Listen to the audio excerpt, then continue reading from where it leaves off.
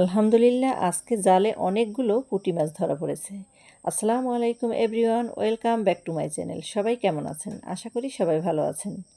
গ্রামের মুরব্বীরা একটু বেলা হলে আর বিছানায় শুয়ে থাকতে পারে না, কিছু না কিছু করতেই হবে। তাদের টুকিটাকি কাজ না করতে পারলে ভালো লাগে না। বয়স্ক মানুষ একদম শুয়ে থাকতেও পারে না, আর বেশি কাজও করতে পারে না, হাঁপিয়ে যায়। এই হচ্ছে বয়স্ক মানুষদের অবস্থা। আল্লাহ তাদের সুস্থ রাখুক।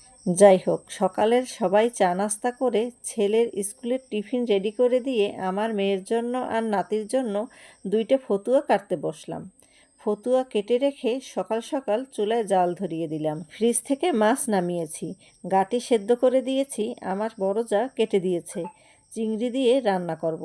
শাপলা সেদ্ধ করে রেখেছি, আমার যা সব কিছু কাটাকাটি করে দিয়েছে। আমি শাপলার জন্য চিংড়ি মাছ কড়াইয়ে উঠিয়ে দিয়েছি। আজকে খান বংশের বড় ছেলে মানে বড় নাতি বাড়িতে আসতেছে। ও ঢাকায় পড়াশোনা করে, ভার্সিটি বন্ধ, তাই সকাল সকাল রান্না করে নিচ্ছি। শাপলা রান্না হয়ে গেছে। কচুরগাটি রান্নার জন্য মশলা কষিয়ে ঝোলের পানিতে বলক এসে গেছে। এবার সেদ্ধ করা কচুরগাটি দিয়ে দিলাম। আমরা কচুরগাটি এভাবেই সেদ্ধ করে রান্না করি। মাশাল্লাহ, আমার শ্বশুর আজকেও জালে অনেকগুলো তাজা পুঁটি মাছ পেয়েছে। আমার শাশুড়ি বলতেছে, এত মাছ কে খাবে? পাড়া প্রতিবেশী চাচা শ্বশুর আর আমার চাচি শাশুড়ির জন্য কিছু পাঠিয়ে দেবে। আমি গাটি রান্না করে রেখে মাছ ভুনা বসিয়ে দিয়েছি। এদিকে আমার ভাসুরের ছেলে চলে এসেছে।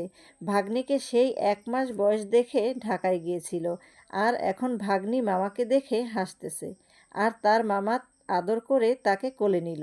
যাই হোক, ভাগ্নির মামাকে হাত মুখ ধুয়ে খেতে দিল। এই দেখেন, আমার মেয়ে আজকে আবার পাউডার মেখে সেজেছে। তেল সাবান ক্রিম পেলেই হলো, অমনি মাখা শুরু করে দেয়। আজকের ভিডিও এই পর্যন্ত। ভিডিওটি কেমন লেগেছে অবশ্যই কমেন্টে জানাবেন। ভালো থাকবেন, সুস্থ থাকবেন। আল্লাহ হাফেজ।